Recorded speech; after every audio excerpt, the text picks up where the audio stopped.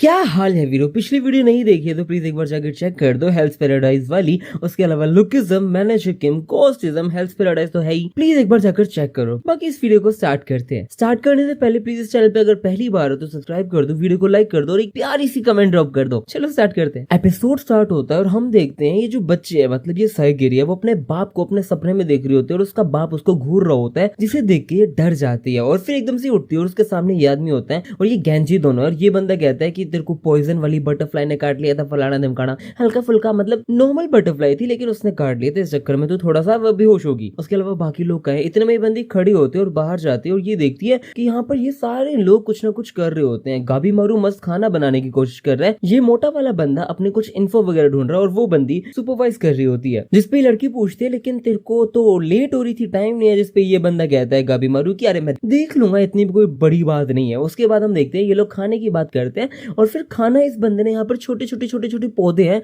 उससे बनाया होता है। जिसपे जो निंजा विलेज की लड़की है इसको तो पता होता है कि ये चीज क्या है, इसका नाम अजीब सा ही होता है, बट और किसी को इस डिश के बारे में पता नहीं होता और वो बना दिया है। फिर हम देखते हैं ये बंदा बताता है कि मैं इंग्रेडिएंट्स के चक्कर में जब ढूंढ रहा था, देख रहा था ना, तो मुझे अजीब अजीब चीजें देखने को मिली। मतलब मैं फालतू बात नहीं कर रहा हूँ, मैं सीधी चीज बताता हूँ। मेरे को ये जो एलिक्सर ऑफ लाइफ है वो नहीं मिला क्योंकि मैंने इसको सारी जगह ढूंढ लिया, ऐसा कुछ भी नहीं है। मैं इस सब्जेक्ट के बारे में ज्यादा बात नहीं कर सकता हूँ, लेकिन मुझे ऐसा नहीं मिला। जिसपे ये लड़की कहती है अच्छा मतलब तू इसको पहले से पहचानता है, ऐसा कुछ है। जिसपे ये बंदा याद करता है अपने चीफ को, बट ये बंदा इग्नोर कर देता है और कहता है नहीं ऐसा कुछ नहीं है, मैं नहीं जानता हूँ। मेरे को जब बताया था उस टाइम पे मैंने देखा था, उसके बाद और पहले कभी भी मैंने देखा नहीं। ये फूल एप्पल, एडम एप्पल जो भी है, ये एलिक्सर ऑफ लाइफ। उसके बाद हम देखते हैं ये बताते हैं जब मैं जा रहा था फ्लावर्स वगैरह देखने के लिए तो मुझे फ्लोरा मिला, बहुत सारे पौधे मिले, ये सारी चीजें मिली, स्पीसीज थी, मिक्स थी। लेकिन उन सबको देख के एक अजीब सी चीज मुझे जो पता चली वो ये थी, उन सबके जो शेप्स है ना वो काफी ऐसे हैं कि ह्यूमन शेप है। और ये बंदी खा ही रही होती है और ये एकदम से कहती है ह्यूमन शेप है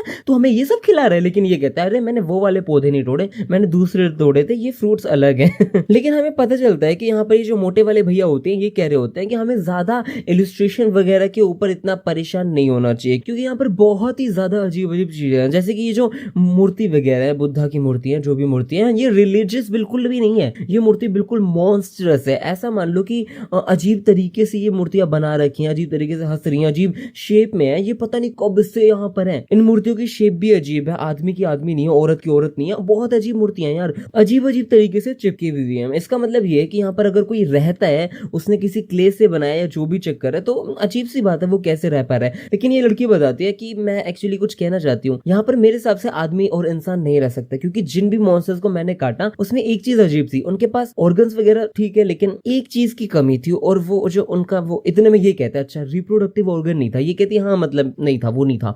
तो ये लोग सोचते हैं अच्छा नहीं था, फिर ये लोग कंफ्यूज होते हैं और फिर थ्योरीज बनाते हैं कि इनको रिप्रोडक्टिव ऑर्गन नहीं था।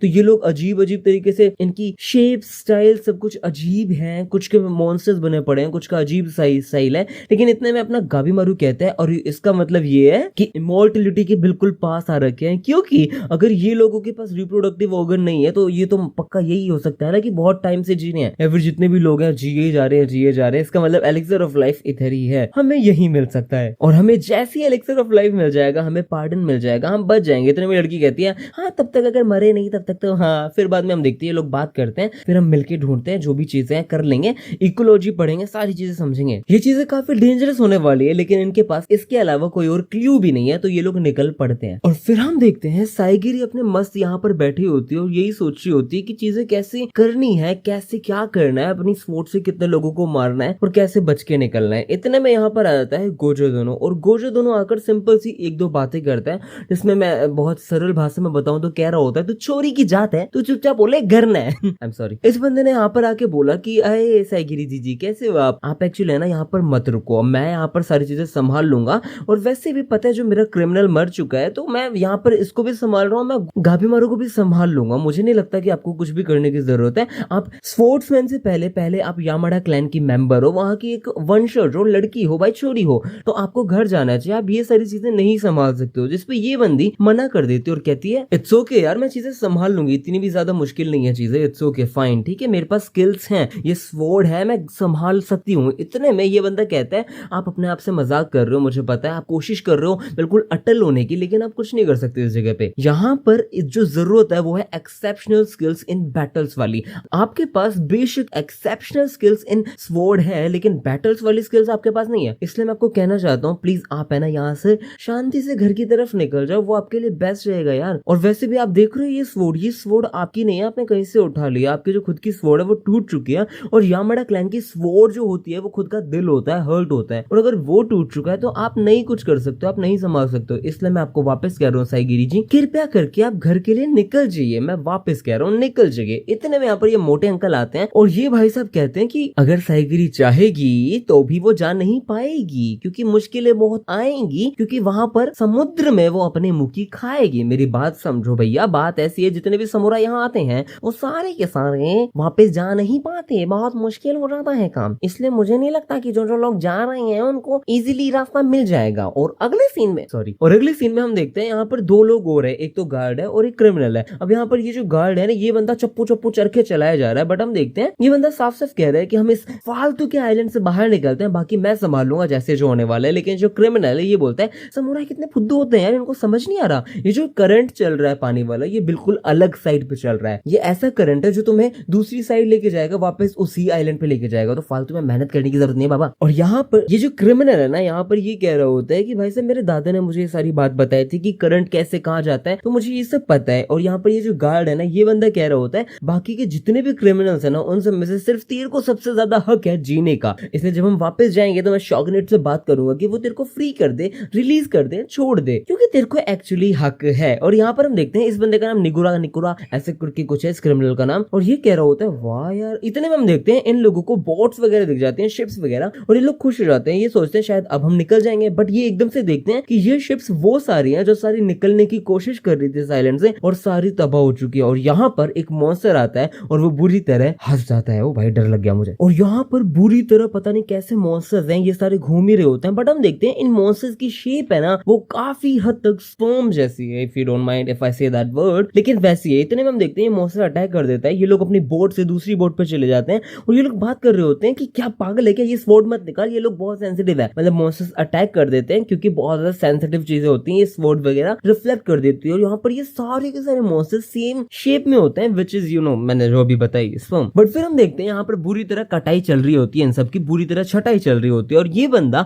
सोचता है कैसे इसके दादा दूदा ने बोला था कि नूरुगाई भाग, संका ब्लड लाइन में तू इकलौता बचा है इसलिए तेरे को बचना है। और यहाँ पर ये वही चीजें सोच रहा होता है कि कैसे इसकी पूरी ब्लड लाइन खत्म हुई थी और क्या ये डिवाइन पनिशमेंट तो नहीं है। अब डिवाइन पनिशमेंट मैं बताता हूँ क्यों हुई थी। यहाँ पर एक दिन की बात है, ये बच्चा मस्त अपने पेड़ वगैरह के ऊपर था, यहाँ पर बहुत सारे लोग थे और वो सारे लोग कहते हैं कि हमें थोड़ी देर रहना है वहना है, और ये बच्चा इसको अपने गाँव ले गया। लेकिन जब गाँव लेके गया तो इसे पता चलता है कि ये सारे लोग यामाडा असाइमन या फिर मानो वो असाइमोन वगैरह हैं, जो लोग सारे के सारे उन लोगों को मार देते हैं जो बिना किसी परमिशन के कहीं पे भी रह रहे हैं। जैसे बंजारे होते हैं वैसे ही ये जो छोटा लड़का है, इसकी पूरी फैमिली माउंटेन्स के ऊपर रह रही थी अपना अलग कस्बा बना के, लेकिन इन लोगों ने इसे मार दिया। उसके बाद हम देखते हैं इसका भी एग्जीक्यूशन होने वाला था, लेकिन इसके एग्जीक्यूशन की जगह इसको भाई गार्ड के नाम पे ये लड़का मिल गया, ये जो भी था इसका नाम मैं भूल गया। और ये बंदा इसको साफ साफ कहता है बच्चे को कि मुझे नहीं पता कि तेरे को क्यों मारने की कोशिश कर रहे हैं, लेकिन अगर कोई भी रास्ता है तेरे को बचाने का तो मुझे बता दे, मैं तेरे को बचाना चाहता हूँ, और कोई बात नहीं है यार। और उसके बाद हम यहाँ पर आ जाते हैं, यहाँ पर नूरुगाई देखता भाई एकदम से ये दोनों देखते हैं कि यहाँ पे किशोर दोनों है, ये लड़का है और ये बंदा मर चुका है। ये गाबीमारू उस लड़की को ज्ञान दे के निकला था, ये बंदा पौधा बन चुका है, कुकुर पुकुर पुकुर अजीब सी बात कर रहा होता है। बट हम देखते हैं यहाँ पर एकदम से जो मॉन्स्टर है इसको बीच में से पाड़ देता है और इन लोगों की फट जाती है। फिर हम देखते हैं मॉन्स्टर इनके ऊपर अटैक करता है, बट ये बंदा वापस काट देता है। सारे मॉन्स्टर ने इन्हें सराउंड कर लिया है, बट नूरुगाई कहते हैं भाई मैं समझ गया, ये यहाँ पे मेरी मौत होने वाली है तो तू चला जा। अब नूरुगाई बार बार यही बात किए जा रहा होता है, मेरी तो मौत होने वाली है तू चला जा, लेकिन ये जो गार्ड है ये नहीं मान रहा होता। ये कह रहा होता है चाहे कुछ भी हो जाए मैं अकेला नहीं जाने वाला, मैं तेरे को बचा के जाऊंगा, मेरी बात समझ, मैं तेरे से कुछ समझना चाहता हूँ। अब यहाँ पर बहुत सारे मॉन्स्टर अटैक कर रहे हैं, बार बार बचता है और मारता है और बचाता है, सब चीजें कर रहे हैं। और लास्ट में हम देखते हैं अपना गार्ड इससे पूछता है तू मरना चाहता है नहीं चाहता मुझे ये बता, जिसपे ये बंदा कहता है मैं मरना थोड़ी चाहता हूँ यार। और इसी के साथ ये गार्ड इसको स्वॉर्ड देता है और स्वॉर्ड देने के बाद ये कहते हैं फिर हमें सर्वाइव करना पड़ेगा। वो देख वहां पर एक बोट है, वहां तक कैसे पहुंच जाते हैं और फिर वापस माउंटेन पे चलते हैं, देखी जाएगी जैसा भी होगा दिखता है। और उसके बाद ये दोनों पहुंच जाते हैं इस माउंटेन पे और फिर ये दोनों लोग यहाँ पर पहुंच जाते हैं और हम देखते हैं बहुत गंदी हालत में होते हैं, लेकिन कुल मिला के पहुंच जाते हैं। फिर ये गार्ड इसकी तारीफ करता है और हम देखते हैं ये लोग कुल मिला के वापस उसी सेम आइलैंड पे पहुंच जाते हैं, क्योंकि यहाँ का जो करंट है वो सारा का सारा यहीं घूम के आता है, तो इनके पास अभी बाहर निकलने का कोई रास्ता नहीं है। फिर ये लोग डिसाइड करते हैं पहले थोड़ा रेस्ट कर लेते हैं, नहा धो लेते हैं यहाँ से, फिर निकलते हैं। और फिर हम देखते हैं ये बंदा कहते हैं अरे ये नारुगाई तेरी जो शेप है वो थोड़ी सी गर्लिश है यार, क्या चक्कर है, इतने में ये लड़की मुड़ती है और ये लड़की होती है। तो ये कहती है मैं तो लड़की हूँ, ये फट जाता है, कहते क्या सच बता, मजाक तो नहीं करी। और फिर बाद में ये बंदा बुरी तरह कर रहा होता है कि भाई दूर हो जा प्लीज, उस तरफ मुंह कर, उस तरफ मुंह कर। और ये बंदी कहती है तेरी शिवलरी देख के मैं पागल हो चुकी हूँ, मैं तेरे से शादी कर लूंगी मजा आने के बाद। बट ये बंदा कहता है भाई यहाँ क्या क्या देख लिया, मेरा तो सर ही घूम चुका है। बट जो भी है छोड़ो, अभी हमें बहुत सारी चीजें संभालनी है, हमें जाना है, हमें रिटर्नशिप के लिए एक बोट इकट्ठी करनी पड़ेगी और भी सारी चीजें। और दूसरी तरफ हम देखते हैं यहाँ पर साइगिरी के सामने ये बंदा कहता है कि चाहे कुछ भी हो जाए, जब शाम हो जाए तो तेरे को निकलना पड़ेगा। एक वुमेन के लिए ये सारी चीजें झेलना बहुत मुश्किल है। और ये जो मोटे अंकल हैं ये भी सेम चीज कह रहे होते हैं कि भाई साहब चाहे जो भी हो मैं हाफ अग्री हूँ, क्योंकि हमें लगता है कि तेरे को जाना चाहिए, बट मैं हाफ अग्री इस चीज के लिए भी हूँ कि गाबी मारू को सिर्फ तू ही रोक सकती है, क्योंकि वो बंदा काफी बदल चुका है। जब हमने वहां पर देखा था वहां पर भी तेरे चक्कर में बदला था और यहाँ पर भी उसने तेरे को सेव किया है। तेरे को पता है क्यों बदला है? चल अगर नहीं भी पता है तो कोई नहीं, बट तेरे को मुझे ऐसा लगता है कि रहना चाहिए। और उसके बाद हम देखते हैं यहाँ पर सारे लोग सो रहे होते हैं, गाबी मारू पूरा वॉच आउट कर रहा होता है और गाबी मारू पूछता है तू मेरे को पूरी रात देखने वाली है? इतने में ये बंदी आती है और कहती है मेरे को नींद नहीं आ रही थी। और फिर ये लोग साथ में बैठ जाते हैं और फिर ये लोग बहुत सारी बात करते हैं। ये लड़की पूछती है चलो तुम कुछ बोलो। फिर ये बंदा मुड़ता है और ये कहता है क्या तू ठीक है? वो जो इंसेक्ट का पॉइजन वगैरह आया था वो तेरी बॉडी में सिर्फ इसलिए आया क्योंकि मैंने अटैक किया था, घाव दे दिया था, तो उसके लिए I am sorry, I owe you a favour, ऐसा कुछ कह सकते हैं। और ये बंदा मीठी मीठी बातें कर रहा होता है और लड़की सोचती है ये काफी बदल चुका है। उसके बाद में हम देखते हैं ये बंदा कहता है कि तुझे पता है तू बहुत ज्यादा स्ट्रॉन्ग है, लोग बकवास करते रहते हैं लेकिन तू एक्चुअली बहुत स्ट्रॉन्ग है। मुझे नहीं पता जब तू पहली बार मेरे से मिली तब मेरे को लगा था फिजिकली मेंटली कैसे आई डोंट नो, लेकिन वो प्रैक्टिकल स्ट्रेंथ थी, तू बहुत ज्यादा स्ट्रॉन्ग है। और हमारे गांव में पता है कहा करते हैं कि एक बंदे को अपनी खुद की स्ट्रेंथ तब तक नहीं पता चलती जब तक उसने बहुत ज्यादा अपने आप को एक्सपीरियंस ना कर लिया हो। और शायद इसलिए भी तेरे को पता चल भी नहीं रही है, लेकिन बाद में पता चल जाएगी, कोई नहीं, तू स्ट्रॉन्ग तो बहुत है। और फिर ये लड़की थोड़ी सरप्राइज होती है, शर्माती है, ये कहता है क्या हो गया, लेकिन लड़की सोचती है ये काफी बदला हुआ है यार, अजीब सी बात है। और फिर हम देखते हैं अगले दिन का सीन, मतलब सुबह का सीन, जहाँ पर ये अंकल गोजो दोनों अभी भी यही बात कर रहा होता है कि तू रेडी है ना जाने के लिए। इतने में ये बंदी साफ साफ मना कर देती है और कहती है ना इल्ले ओहो ना, कती नहीं जानती मैं नहीं जाने वाली। ये कहते हैं क्या कह रही है तू, औरत है, तेरे को यामाड़ा क्लैन के बच्चों को पैदा करने समझ रहे तेरे को। इतने में ये बंदी कहती है देखो I am very very sorry, लेकिन मैं हूँ औरत, बट मुझे मेरी जिंदगी कैसे जीनी है वो मैं खुद भी तो तय कर सकती हूँ ना। मुझे पता है सारे लोग दुनिया भर में यही कहते रहते हैं, इवन तो मेरा बाप, खुद का बाप ऐसे ही घूरता रहता है कि बस पूछो मत, सारे लोग ह्यूमिलेट करते रहते हैं, बट मुझे मेरी लाइफ कैसे जीनी है वो मैं डिसाइड करूंगा ना, तुम सारे लोग क्यों कर रहे हो? आई एम सॉरी यार, मेरे सीनियर हो तुम, लेकिन फिर भी किसी को कोई हक नहीं है यार, एक वुमेन के लिए एक रिस्पॉन्सिबिलिटी माना की है बच्चे पैदा करने की, बट यहाँ पर मेरी रिस्पॉन्सिबिलिटी ये भी बनती है कि मैं अभी गोबी मारू को संभालू। मैं यहाँ पर आई हूँ अपनी लाइफ जैसे जीना चाहती हूँ, जीऊं।